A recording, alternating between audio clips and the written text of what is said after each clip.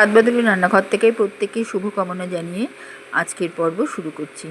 এখন শিম প্রচুর বাজারে উঠে গেছে, প্রচুর সস্তা, মিষ্টি আলুও খুব সস্তা। তো একঘেয়ে শিমের নানা রকম রান্নার বাইরে এসে মিষ্টি আলু শিমের এই যে বাটি চচ্চড়ি দারুণ লোভনীয়। দেখতে থাকুন, আপনাদেরও ভালো লাগবে। আমি এই জন্য 250 শিম নিয়েছি। শিমের আঁশ ছাড়িয়ে আমি শিমটা কেটে নেব। আর মিষ্টি আলু খোসা শুদ্ধই কেটে নেব। আমি সাধারণত সবজির খোসা শুদ্ধই রান্না করতে ভালোবাসি।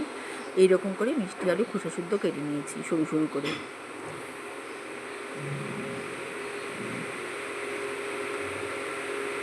এরপরে মশলাগুলো জিরে, মৌরি, আদা, কাঁচা লঙ্কা, তেজপাতা।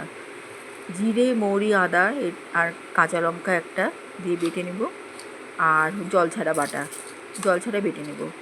আর এদিকে হচ্ছে মৌরি আর তেজপাতা ফোড়নে দেব। আর লঙ্কা গুঁড়ো আর হলুদ আছে, লবণ তো থাকবেই। এদিকে আমি বড়ি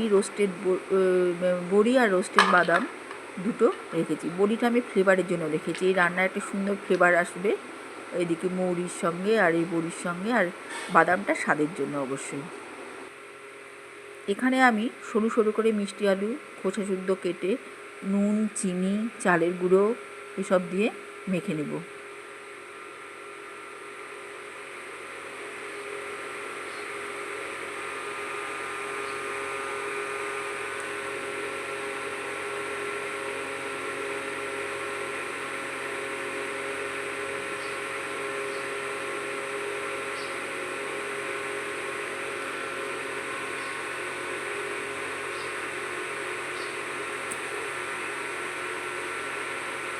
কড়াইতে সাদা তেল দিয়ে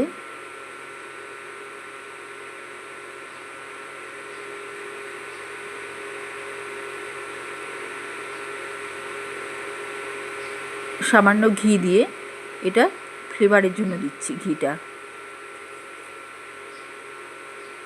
এই রান্নাটা খুব কম তেলে রান্না করব, কারণ বেশি তেল হলেই রান্নাটা খেতে ভালো লাগবে না। এবারে মেখে রাখা মিষ্টি আলুটা দিয়ে দিলাম। ভেজে একটু ঢেকে রাখবো, হালকা করে ভেজে।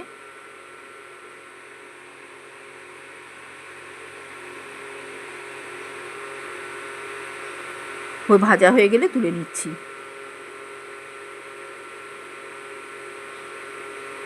এটাও খেতে খুব ভাল লাগে।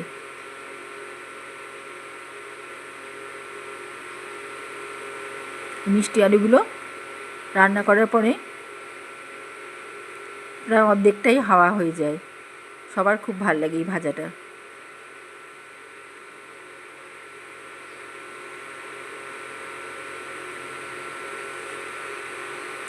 আর একটু সর্ষের তেল দিলাম কড়াইতে।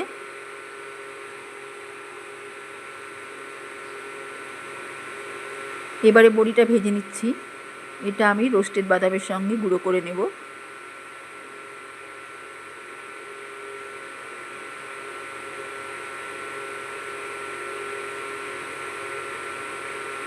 বড়ি লাল লাল হলে তুলে নেব। কাঁচা লঙ্কা দিলাম সর্ষের তেলে।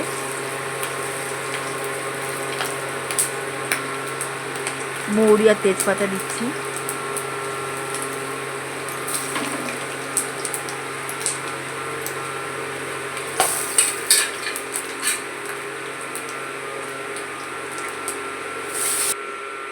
এখানে সরু করে কেটে রাখা শিমটা আমি লম্বা লম্বি চিড়ে নিয়েছি, দিয়ে টুকরো করে নিয়েছি মাঝখান দিয়ে। এরকম করে কাটলেই রান্নাটা আরও ভাল লাগে খেতে। এবারে একটু ফোড়নে একটু শিমটা কষিয়ে নিচ্ছি।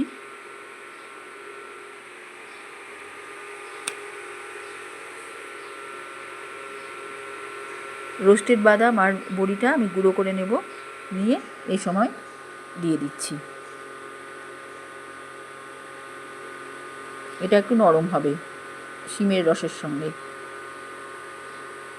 এদিকে মৌরি, জিরে, আদা, কাঁচা লঙ্কা এটা আমি জল ছাড়া বেটে নেব। খুব একটা মানে মিহি হবে না বাটাটা, কিন্তু জল দিলে ফ্লেভারটা অনেকটা টেনে যায়, ওই জন্য জল ছাড়াই আমি বেটে নিচ্ছি, তাহলে ফ্লেভারটা ঠিকঠাক থাকবে। আদার রসই বাটা হবে জিরে আর মৌরি।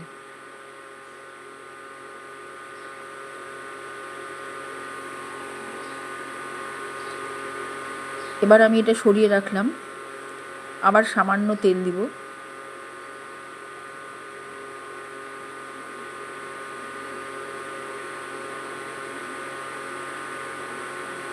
এবারে দিচ্ছি আদা, জিরে, মৌরি, কাঁচা লঙ্কা দিয়ে বেটে দিয়ে দিলাম।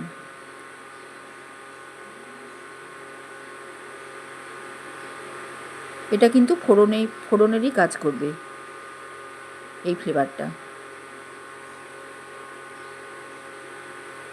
এটা একটু ভাজা ভাজা করে নিলাম। মশলাটা দিয়ে আমি শিমের সঙ্গে মিশিয়ে দেব। তার আগে একটু হলুদের গুঁড়ো, লঙ্কার গুঁড়ো দিয়ে নিলাম।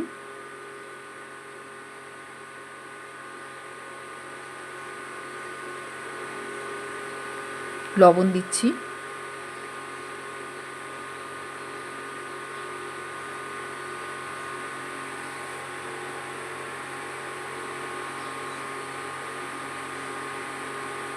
সামান্য জল দিলাম। জলটা ফুটলে তবেই আমি শিমগুলের সাথে মেশাবো, জলটা একটু গরম হলে।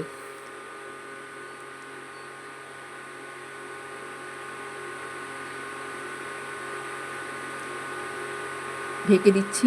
আমি কিন্তু শিমটা মিশিয়ে দিইনি। এবারে এই ঝোলটার সাথে শিমটা মিশিয়ে দেব। শিমটা সেদ্ধ হয়ে যাবে এতে।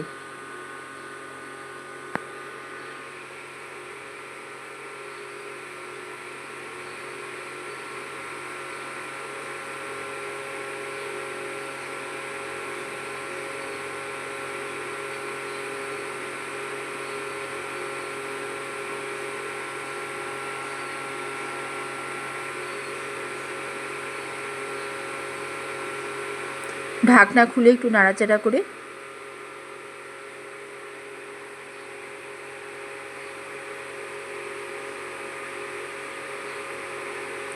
একটু রস যখন থাকবে তখন আমি মিষ্টি আলু ভাজাগুলো দিয়ে দেবো।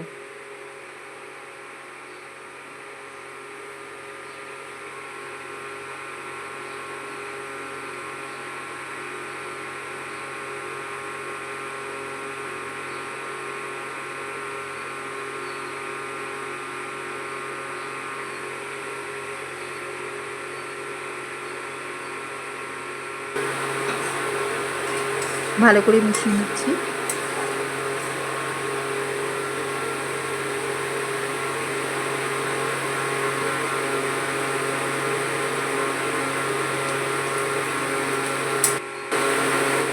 এখানে কিছুটা গোটা মৌরি দিয়ে দিলাম।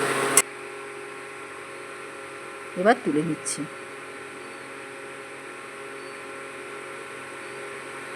মৌরি দিয়ে একটুখানি নাড়াচাড়া করে তবেই কিন্তু আমি তুলে নিয়েছি।